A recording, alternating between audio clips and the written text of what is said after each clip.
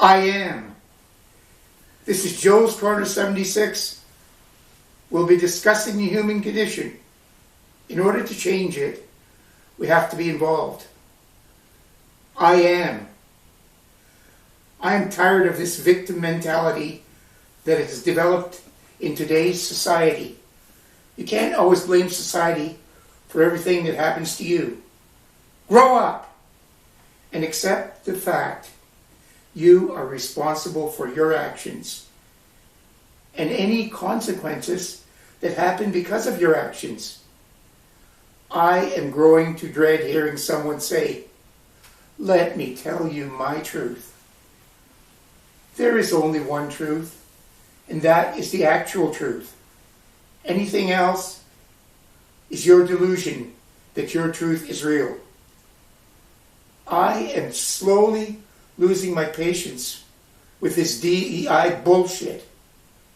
The idea of diversity and equity and inclusion in a framework to promote fairness, representation, and belonging in society and organizations is great. It just doesn't work that way. Instead, it limits diversity to certain specified groups. It makes certain people equal and others not so equal, and they're excluded. Job ads are written so it clearly states, if you're a white straight male, do not apply. I am pissed off with these woke people who want to rewrite my history to conform to their interpretation of history. You can't make judgments on past history to make it to conform to your view. Stop stealing my heritage and trying to cancel it.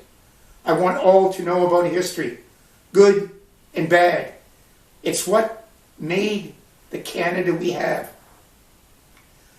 I am really annoyed with all these woke leftist academics and agitators telling us that the white race is inherently evil, that we are colonial oppressors and misogynists who are imposing a patriarchal society on us.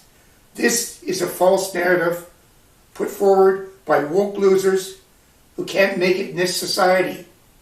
They want special treatment. I am in a state of confusion. I thought we had free speech here, but is it so? Universities are supposed to expose students to all sides of the issue so they can reach an informed opinion. They're being denied this. The leftist academics are allowed by gutless universities, administrators, to deny opinions that are different from theirs. They feel it will trigger emotional harm to the students. Why does a government that funds these institutions not cease funding them until they allow freedom of speech? I'm wondering if it's just me. I just can't believe in the multiculturalism as it seems to be evolving. I see us becoming a nation of tribes without blending into the Canadian mosaic. In the past, we celebrated our national customs, but we did not bring the fights that we left to escape from. We were foremost Canadians. Now we have immigrants who bring their turmoil here that they supposedly want to escape from. They do not want to seem to blend in, but rather they're asking us to adjust to their customs and politics. Let's develop a Canadian pride. I am feeling that this human rights legislation is unfair in that it can deny you your human rights. Anyone can make an accusation against someone. The human rights mafia can start an investigation and make a decision that affects the person. They have to get legal counsel to help defend them and pay for it. If they win the case against the charges, they can't recover their expenses. The person making the accusation suffers no consequences. Is this human rights? I am shocked that the courts and judges can take the laws passed by our parliament and decides who gets what's punishment, as well as the government who established the idea of lenience due to racial background. Judges have reduced sentences so criminals are not deported. Reduced sentences also because of the criminal's background. We need to get back to the idea. You do the crime, you do the time. I am perturbed by the current governments. Canadian citizens are being terrorized, and they are not getting the protection they deserve. I am tired of Islamophobia. This is nowhere near the violent anti-Semitism practiced against our longtime Canadian residents of the Jewish faith. They are not the ones who block public thoroughfares illegally, nor do they call for the destruction of any group. In fact, their contributions to Canada in science, medicine, and technology is enormous.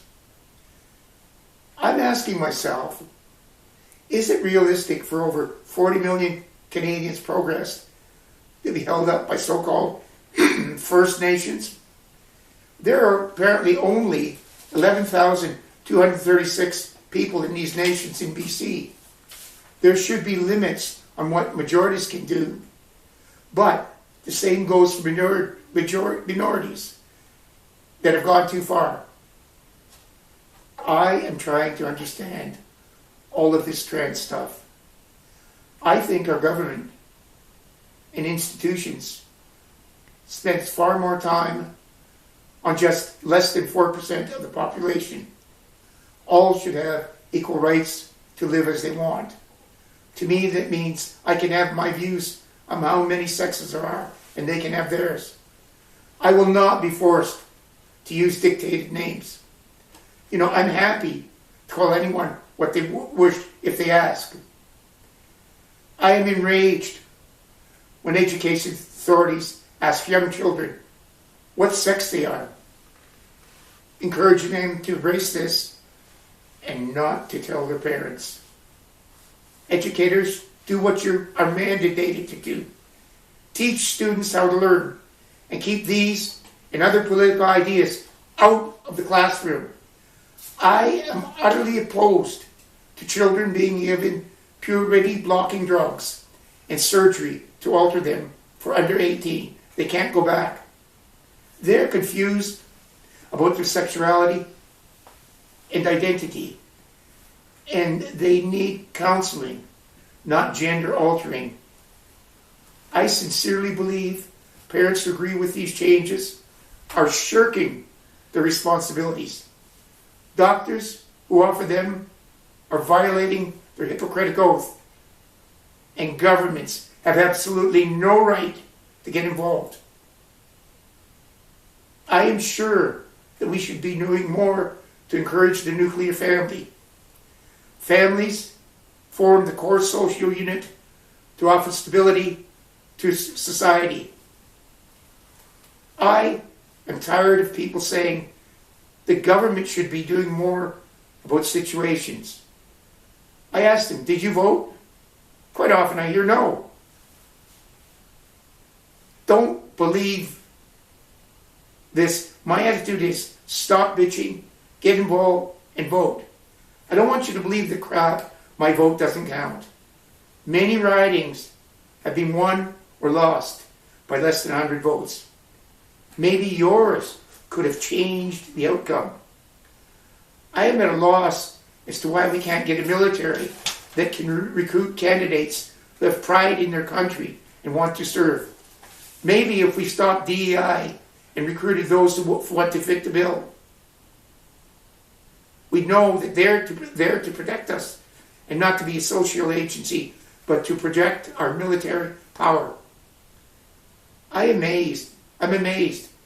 There's no more fight back on legislation that is being passed to limit your freedom of speech, what you can hear and see, and the defining of what is hate speech. The government manipulation of the press, where they favor those who spout the party line. You are seeing a limit of your freedom. Is it slip-sliding away? I am one who believes in controlled immigration, vetting all immigrants coming into the country and making quite clear what our laws and values are. This will allow health, housing, and other social programs to accommodate the new immigrants. We must make sure all Canadians, citizens, are given priority treatment. By now, you've got to the end of this, and I hope you see I'm trying to get you to ask yourselves, is the way things are fine, or do we need a change? If so, get involved to promote change. Think and answer the question, are the way things are now satisfactory, or do we need a change? You can follow me on Facebook, Instagram, YouTube at Joe's Corner 76. You can hear me on YouTube, Apple, and Spotify at Joe's Corner 76. Please hit the subscribe button for my YouTube channel at Joe's Corner 76.